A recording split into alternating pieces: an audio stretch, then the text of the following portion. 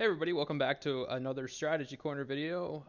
This time I'm going to be going over Triple Decker, which is one of the beginner maps, but it actually has a lot of um, nuance to it in terms of gameplay, specifically because it is such a melee dependent map.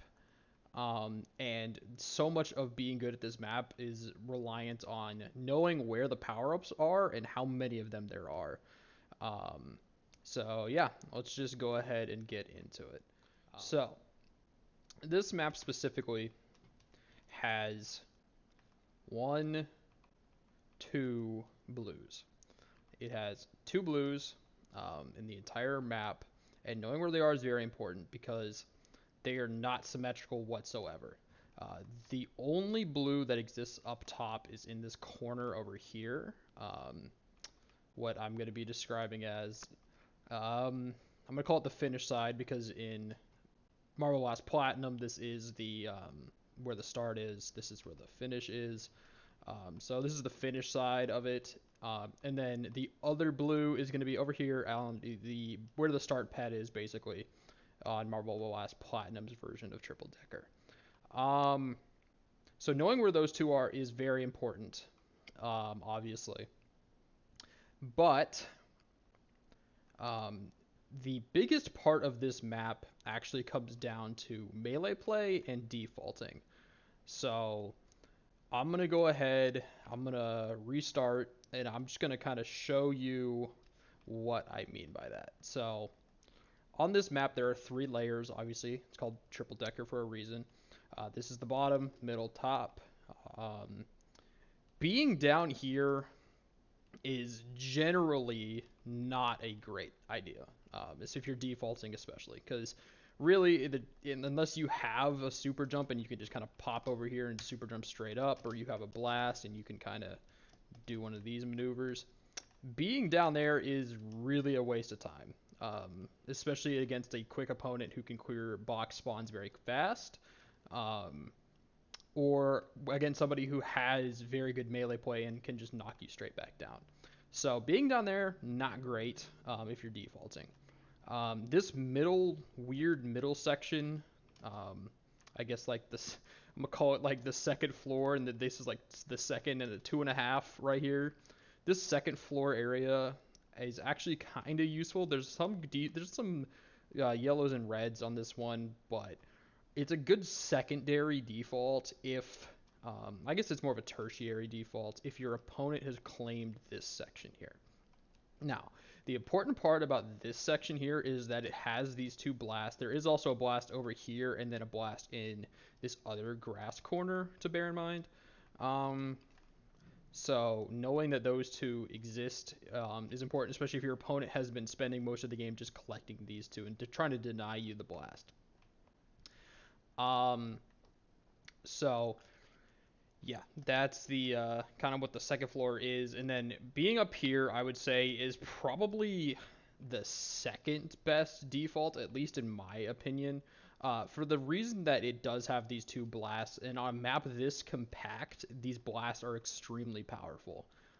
Because you can blast from you like right here, and you could send your opponent off of this top layer from like over here. Like if you blast down there, like kind of towards the middle, you can pretty much hit them like when they're all the way over here, and they'll go flying off, and they'll waste so much time trying to get back up. That's especially powerful on these blue gem spawns.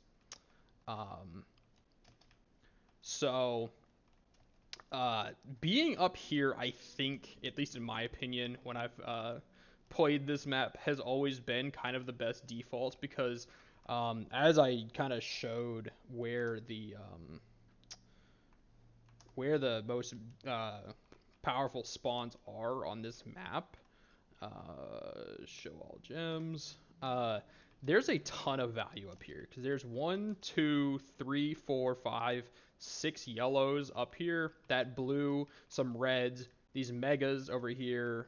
Um, I mean, obviously these reds, and then you also have pretty much immediate access to the rest of the spawns because if they're down here on this like second 2.5 floor pink area, um, you can just drop straight down. Obviously, if your opponent has blast, that's not always the best. Or if it's down here at this blue gem, you could just jump straight off and grab it. Um, it's now gone because obviously I grabbed it. So this bottom floor is also pretty valuable and extremely easy to sweep up quickly, especially with a Mega Marble. I'll demonstrate that what I mean here. So like if you had, let's say you've just come from this middle section here, you've blasted your opponent, you've done well here, they went flying over the thing, and now you've done whatever. You pop this Mega Marble, and now you can just bang, bang, bang, bang, go out of bounds. So obviously very helpful. Spawn there. Is this gonna run out of time? No, it's not. Okay, cool. Um, Let me restart. Oh, great. I gotta do it again. Okay. So, show all gems. Okay. So, one of the other things to note on this map, uh, it doesn't have very much spawn abuse, at least not quick spawn abuse. Um, Going out of bounds from up here, especially if you got like mega marbled off, is not the worst thing in the world, because if you just go straight out of bounds from up there, um, oopsies. I thought anyway. If you just go straight out of bounds from up here, you'll get a respawn here, or there, or if you go out of bounds from here, I guess you'll spawn down here. So it depends which side you go off, obviously, I guess. Let me try this side again. Now that I've reset the out of bounds. Spawns, go out of bounds there. Okay, so it seems to me like if you go out of bounds from like the left and right sides up here, you get the side out of bounds. Respawn. If you go out of bounds from the front and back here, you get a up top spawn. So these up top spawns are pretty solid. I don't know where the bounds are on those, to be honest with you. That's an up top spawn. That's a side spawn. So it's a little finicky, but generally speaking, you go out of bounds between here and here, you'll get a spawn. From up here anyway, you'll get a spawn there or there. Now, if you go out of bounds from here, you're going to spawn down here, which is, I mean, obviously not great. But if you go out of bounds again, you'll spawn in the middle, which is a pretty important respawn abuse because of these blasts. If you go out of bounds twice, or if you're the second one to go out of bounds from this spot, you will get access to that middle floor very quickly. Which in turn, once you grab that blast, if you have time, you come out, get the third blast to deny all of it. Now you're here, you have a power up, you can use it instantly, and you can just kind of go from there. So what I'll do is I will do a quick little run to show you the general movement of what this map should look like if you're playing it correctly, at least in terms of the movement skills required and the general power-up meta that I think is most useful on this map. Obviously, I think a lot of people would say I play a little bit unorthodox, but we'll see how this goes. So first of all, this super jump here, just going to go straight, just take it. I think that's probably the best line there. And then this is another up top spawn. You'll see this a lot. This map likes to just throw out these up top spawns repeatedly. Here's a down below spawn. I'm only grabbing that red specifically because I'm playing solo here. Otherwise, I would have gone for the cluster first. Pop this mega marble here. Grab this blast. Finish up the spawn. This is a pretty important thing. Blasting there and then getting just barely over it skips the drop below part that you would always have to do, but it can leave you vulnerable to this exact problem here, which is you might not have a way to get straight back up, which can be pretty costly, especially if there's a blue. But like I said, you can see this map just loves throwing out these up top spawns. They're pretty valuable even without the blue because of just how many gems can spawn up here. I mean, here's another one. But yeah, and so it's going to drop us down below. Grab these. And then Again, make sure you're grabbing these blasts whenever you can. This is a spawn. Okay, this is actually a mistake I still make. If you're on this section and you get a spawn down below, you have to go left or right like that. I will still make this mistake at times where I go off to the front or the back, um, towards the start pad or the finish pad area on MVP, and I will essentially just screw myself because it's like, oh, the spawn's not even here. I gotta spend even more time kind of looping back around. So that's what happened there. Go ahead and grab these. Sometimes it'll throw out super inconsequential spawns like these.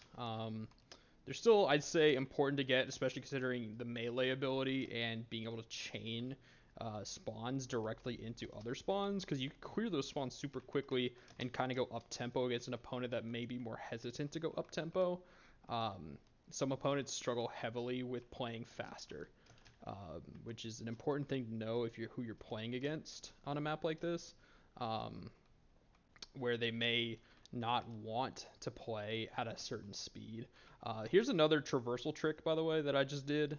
It occurred to me that I hadn't shown it yet. If you have the Mega Marble and you pop it while you're speeding towards this grass, you can kind of get these launches up pretty consistently, actually. I'm not doing anything super special here. I'm literally just popping it while doing diagonal movement and getting flung up here, which can be super useful if you don't have a height um, power up like a super jump or an ultra blast. If you just have the mega marble, you can kind of do that. Mega marble pops are actually super powerful in this game, and I feel like they don't get explained very properly. Um, I mean, that's just me with jumping blast and popping the mega at the same time. I was able to get up here, and I didn't even have ultra blast. So just another traversal technique that you can use. Let's see. What else have I? What else goes on this map? Most of this map can be explained by simply just saying grab this blast, grab that blast, and get up here. Um, or rather, get this blast, and then do this. Get this mega marble. You could dominate up top during the comp timer, um, which I cannot switch on because I'm offline. Let me go ahead and go to online. I can't because I opened the thing. All right, give me a second. All right, so with comp mode on now, we're going to just generally show you what I mean by some of these defaults here, what you're going to want to do. So if you're up here, grabbing last reds is probably fine because you probably won't end up in too terrible a position. But if you're down here, probably not the best idea.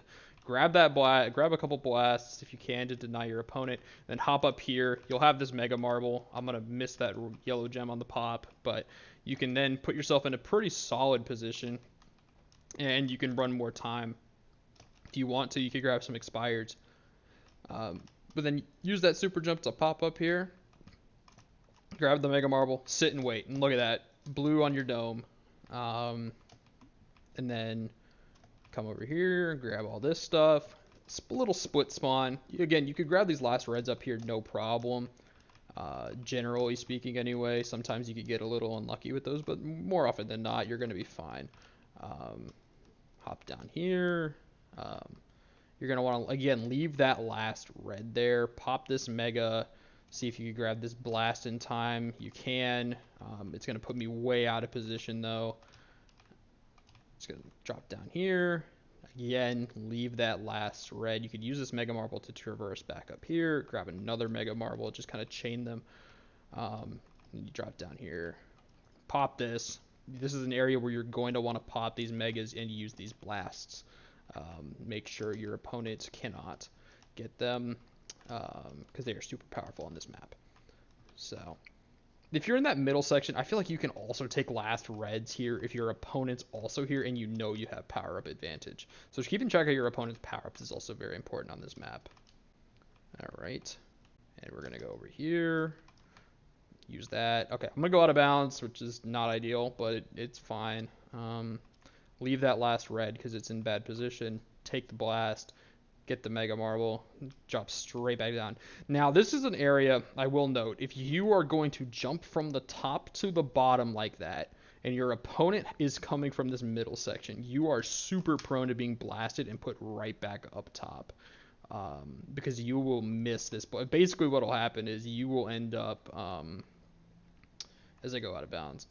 This is actually a great example. So what will happen is you're here, you want to get down to this blue gem. Your opponent's on this pink down here, and they've got that blast. You jump down here, they blast you, you're flying all the way over here. You're going to respawn up here to lose the entire spawn, which on a map that only has 2 blue gems, that is absolutely devastating. So that is something to keep in mind.